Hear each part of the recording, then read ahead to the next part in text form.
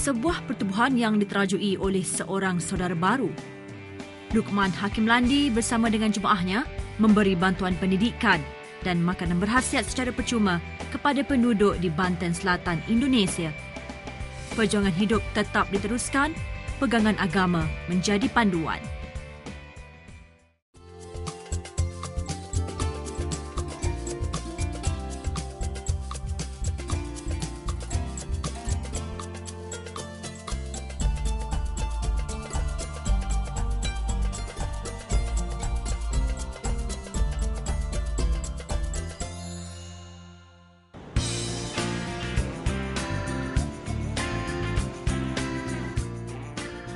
Dengan populasi 10 juta penduduk, Jakarta merupakan ibu negeri yang paling padat di Asia Tenggara. Sesak dan padat, simbol yang mungkin boleh menterjemah kehidupan ibu negeri ini. Dalam pembangunan pesat yang kurang sihat, jurang kehidupan antara yang miskin dan kaya begitu ketara.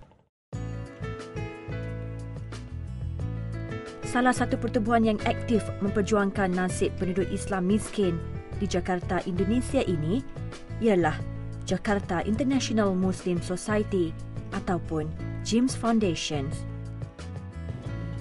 Yayasan yang diterajui oleh barisan saudara baru ini sudah bertapak di Indonesia lebih dari 12 tahun.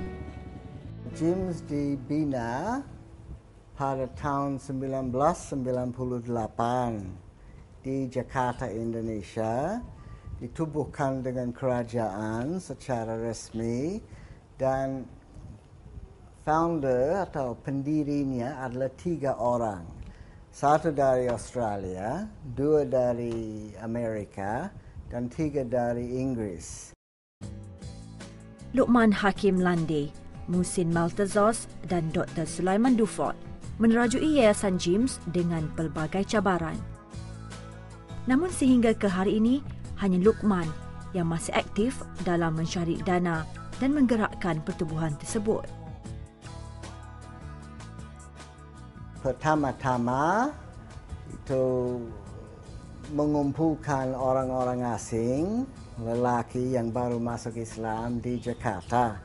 Jadi disebut JIMS, Jakarta International Muslim Society.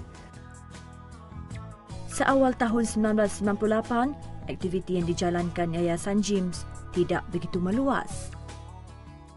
Kemudian JIMS mengembangkan sayapnya ke kampung-kampung terpencil di pelosok-pelosok, di mana kami mencari kampung-kampung yang kosong. Kosong di sini berarti kosong iman, kosong ilmu, kosong amal, dan kosong Islam. Allahu Akbar, asyhadu an la ilaha illallah, asyhadu anna Muhammadar Rasulullah. Ternyata, misi dan visi Yayasan JIMS adalah mengharapkan keredaan daripada Allah dengan setiap amal kebaikan yang diusahakan. The vision is to establish Islam. Islam benaran berdasarkan ayat Quran dan Sunnah Nabi sallallahu alaihi wasallam. That's the vision, and the mission is through education. We want to raise the level of consciousness, Islamic consciousness, of the local people in the remote villages where we are active. Untuk menggerakkan sesebuah organisasi adalah mustahil untuk melakukannya secara individu. Kemudian saya panggil orang untuk membantu. Misalnya kami punya banyak relawan, mahasiswa yang bergabung dari masa ke masa. Saya panggil orang untuk membantu. Rosta Wijaya merupakan orang kanan kepada Luqman Hakim.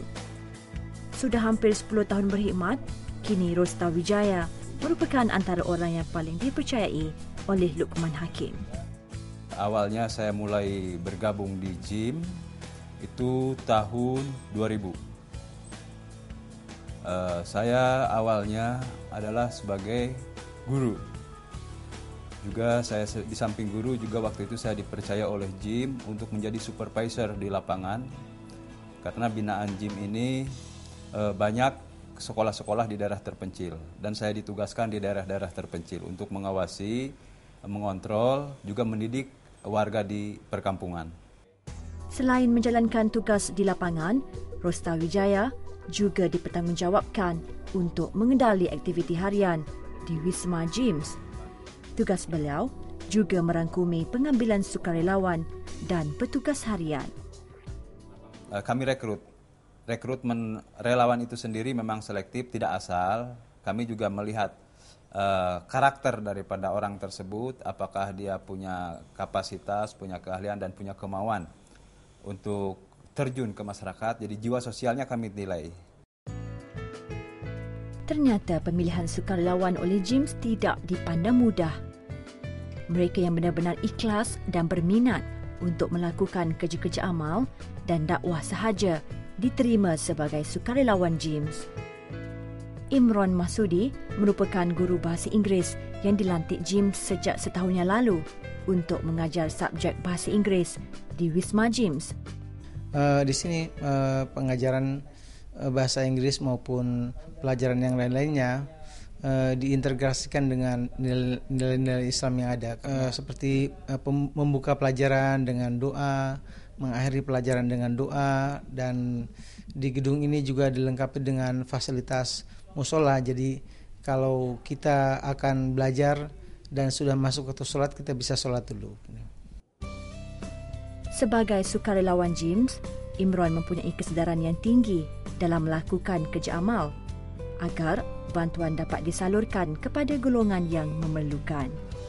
Dan saya rasa oleh Gyms sendiri harus ditingkatkan agar lebih banyak lagi masyarakat yang mendapat bantuan dan manfaat dari Gyms itu sendiri. Dengan 130 buah sekolah yang telah didirikan, sudah pasti pelbagai rintangan harus ditempuhi. Dengan niat mencerdaskan kehidupan bangsa, cabaran bertali arus berjaya mereka tempuhi. Ini tantangan buat kami juga berat, terutama dari segi finansial. Ya. Dari segi finansial, ini terus terang saja memang sangat dirasakan oleh kami saat ini.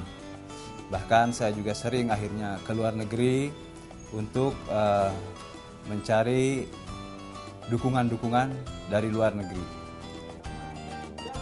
Dalam mengembangkan dan memperkasakan ajaran agama Islam, sudah pasti ada pihak yang berniat buruk terhadap usaha mulia ini. Ini diakui sendiri oleh Luqman Hakim yang sudah lama melakukan kerja amal dan dakwah. Mula-mula orang dan kerajaan curigai, ya. Untuk apa ada orang putih? Saya berasal dari Australia, orang putih tulen saya, yang lari sana sini di hutan membawa Islam kepada orang Indonesia, dicurigai. Pelan masa hadapan tidak akan berhasil tanpa usaha yang gigih dan niat yang ikhlas.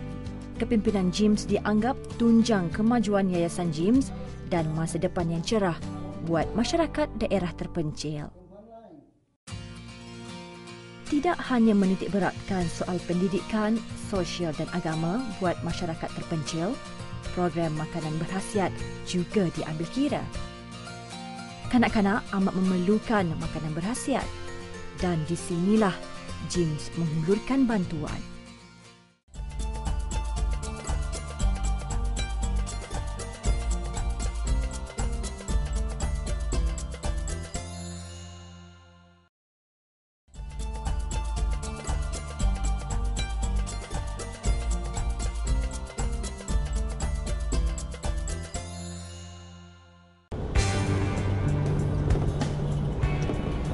Lokasi yang menjadi pilihan kami adalah Banten Selatan, sebuah daerah terpencil di Indonesia.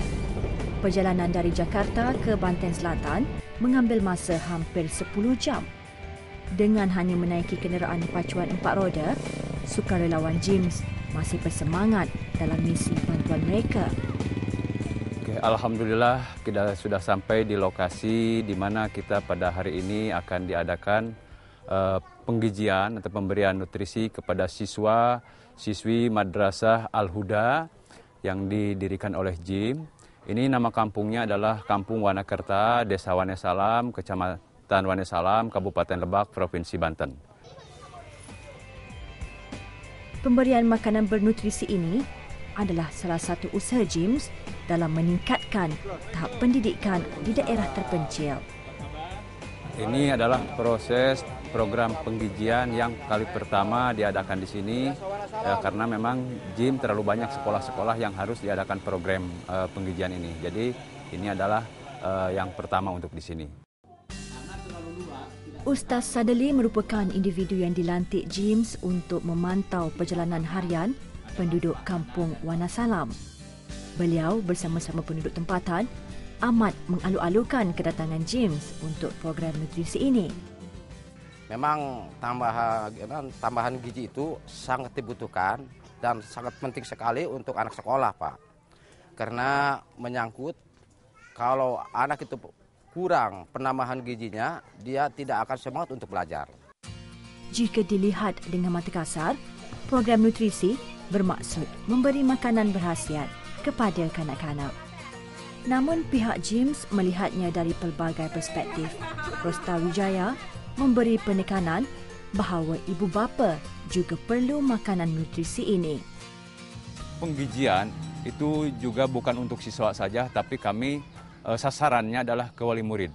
Karena faktor utama yang harus paham sebenarnya itu adalah wali murid. Ibu bapaknya sebagai orang tua yang harus memahami bagaimana cara mendapatkan gizi yang baik. Selain dari memberi makanan berkhasiat untuk kecerdasan minda anak-anak di sini, Rosta Wijaya melihat program sebegini harus diadakan untuk memberi pendidikan kepada golongan ibu bapa. Kesedaran yang tinggi tentang betapa penting makanan berkhasiat di kalangan penduduk kampung amat rendah. Dan ini menjadi tanggungjawab JIMS untuk mendidik dan menyampai maklumat yang tepat. Kami harus memberikan penyuluhan kepada mereka, menyadarkan mereka bahwa gizi itu pertama tidak harus mahal dan banyak untuk mendapatkan gizi yang baik yang bisa diberikan kepada anak-anak kita yang ada di sekitar mereka. Cuma mereka nggak paham. Akhirnya kami training juga, kami kasih juga penyuluhan kepada warga bahwa hal-hal yang bisa membuat gizi baik itu tidak harus beli mahal-mahal dari toko. Yayasan JIMS telah membina 130 buah sekolah di daerah terpencil di Indonesia.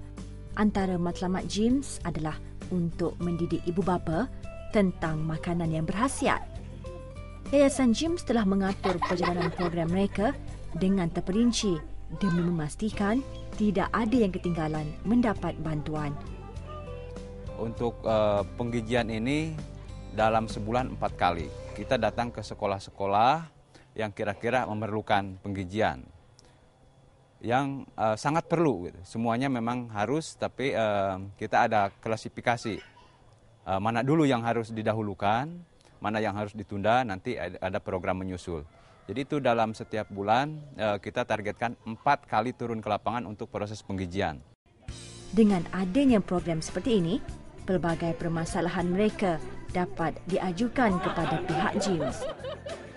Ahmad Sukarta merupakan wakil kaum bapa yang sempat berkongsi pendapat tentang program yang dijalankan JIMS.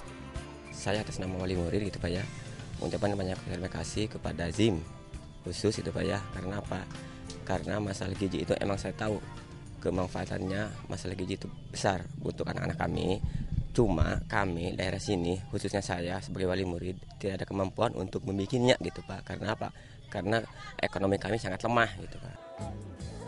Rata-rata penduduk setempat di sini tidak berkemampuan untuk mendapatkan makanan yang tinggi nutrisinya. Pekerjaan utama warga Wonosalam adalah sebagai petani kecil. Juhena amat berterima kasih atas kedatangan JIMS ke kampung Wonosalam.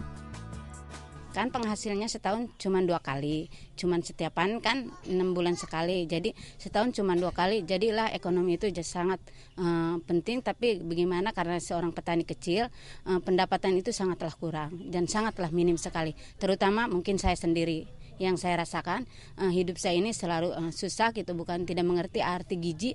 Karena apa? Karena tadi saya katakan bahwa ekonomilah yang tidak menunjang saya. Siapa yang tidak tersentuh bila melihat anak-anak kecil hidup sebegini. Namun, senyuman di wajah mereka masih jelas kelihatan. Bantuan yang diberikan oleh James memberikan harapan yang besar kepada mereka untuk terus mengenal dan menghayati nilai murni dalam agama Islam. Saya sebagai wali murid berharap kepada Bapak dan memohon untuk bantuannya bagi yang tidak mampu, ya. Untuk yang tidak mampu juga gizinya diteruskan supaya terus anak-anak sehat dan masa depannya yang lebih cerah dan bisa mapan dan bisa terus sekolah tinggi sampai menjadi orang yang baik. Harapan saya dengan proses penggizian ini anak-anak bisa sehat, ya, karena yang saya lihat tadi itu pada umumnya masyarakat kurang memperhatikan dengan anak-anaknya menderita kekurangan gizi. Jadi ke depan mudah-mudahan anak Indonesia ini sehat. Misi memberi makanan bernutrisi tinggi pada hari ini dianggap berjaya. Pihak James juga meletakkan harapan yang tinggi atas kesedaran dan pendidikan yang telah mereka turunkan agar penduduk kampung sedar tentang khasiat makanan bernutrisi. Pendidikan tunjang kepada masa depan yang cerah. Yayasan James terus membantu masyarakat daerah terpencil demi masa depan anak-anak yang lebih cerah.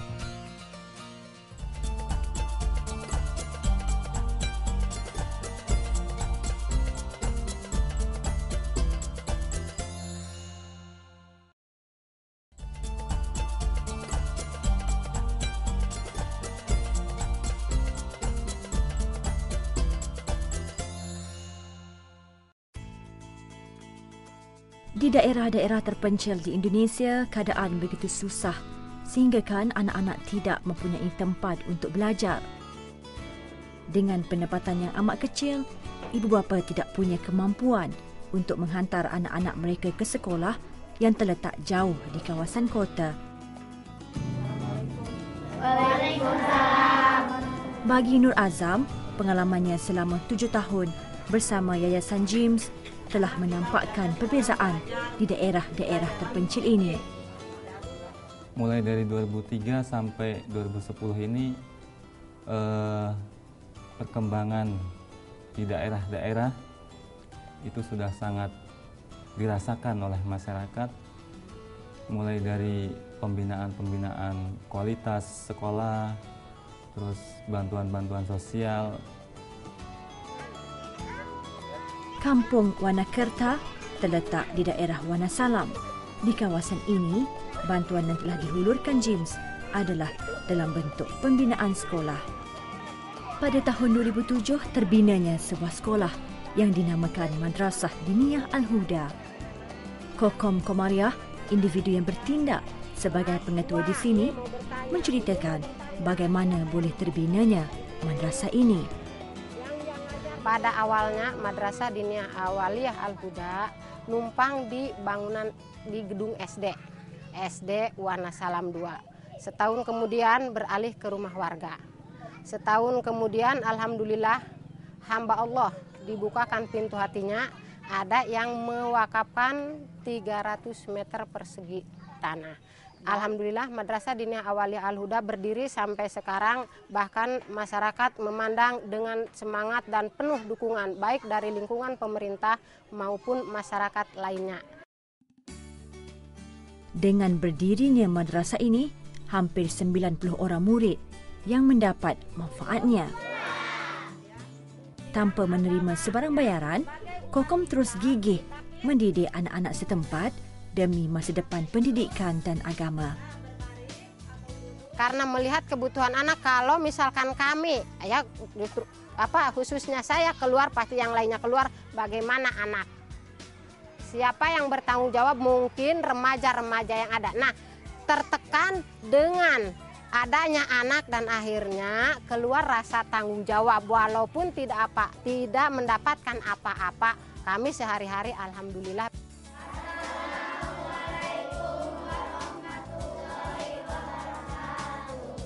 Serta Mindur Rahim merupakan salah seorang guru yang berkhidmat di Madrasah Diniyah Al-Huda. Saya mengajar di sini sudah 3 tahun lamanya. Saya suka, rela, dan tidak ada bujukan apa-apa dan tidak ada yang memberi gaji. Sekarang di dalam surat Mengajar secara sukarela ataupun percuma memerlukan niat yang ikhlas dari hati yang bersih. Beliau merasakan bahawa pendidikan agama itu amat penting demi masa depan anak bangsanya sendiri. Alhamdulillah penting sekali bagi kita semuanya, bagi umat Islam khususnya penting untuk kemajuan. Siapa lagi yang mau memajukan Islam kan? Kalau bukan kita ya. Rasa syukur penduduk di sini dengan terbinanya Madrasah Diniyah Al-Huda di daerah mereka tidak dapat digambarkan dengan kata-kata. Senyuman di wajah mereka melihat anak-anak mendapat ilmu yang sepatutnya menambahkan lagi semangat mereka untuk maju ke hadapan. Seawal umur 15 tahun, Ningsih Samin adalah salah seorang murid yang mendapat pembelajaran di madrasah ini. Senang banget soalnya kan guru-guru di sini baik-baik, walaupun keadaan sekolahnya di sini kurang memadai, tapi saya bisa sekolah di sini. Alhamdulillah senang banget karena dalam keadaan begini guru-guru di sini adil dan nggak pernah membedakan anak siapa dengan anak siapa gitu.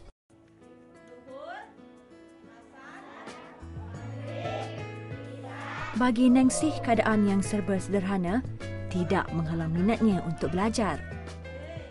Rata-rata anak-anak di sini masih bersemangat dan mempunyai minat yang tinggi dalam bidang agama. Jika mereka diberi peluang untuk belajar, sudah pasti peluang itu digunakan dengan sebaik mungkin.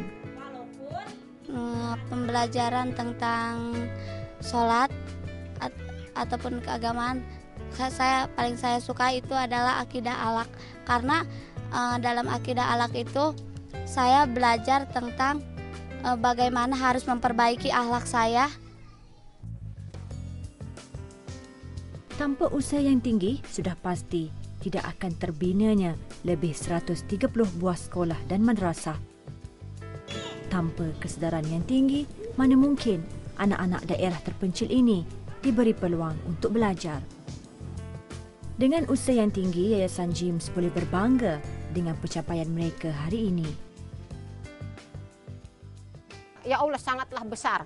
Kalau sudah saya katakan tadi, kalau misalkan ditinggalkan, dilepas, betapa apanya tuh ya, merasa ya Allah ketinggalan lah agama. Ini juga ditenagai, bukan berarti kami mampu ya Allah, bukan berarti kami mampu. Tapi kalau dipandang sekilas seolah-olah pada pendidikan agama itu tidak ada yang peduli. Kalau dilepas siapa yang mau melanjutkan? Nah akhirnya sekemampuan kami, walaupun tidak ada apa-apa, kami terus berjalan. Dan alhamdulillah anak pun tidak merasa jenuh dengan penyampaian dari kami yang terbatas. Membela nasib masyarakat daerah terpencil, JIMS masih mempunyai harapan yang tinggi. Setelah hampir 12 tahun bantuan, kini masyarakat dan sukarelawan dapat merasakan hasil usaha JIMS. Kalau saya melihat Mr. Lukman, beliau sangat gigih, sangat sukarela untuk mencari dana kesana kemari di dalam negeri maupun di luar negeri, hanya untuk kepentingan sekolah-sekolah di daerah terpencil seperti ini. Alhamdulillah, mudah-mudahan karena respon masyarakat juga ini terhadap JIM sudah sangat dikenal untuk di Banten, sudah sangat dikenal baik oleh warga atau oleh pemerintahan. Jadi alhamdulillah banyak pendukung-pendukung JIM di lapangan untuk membantu dakwah ini.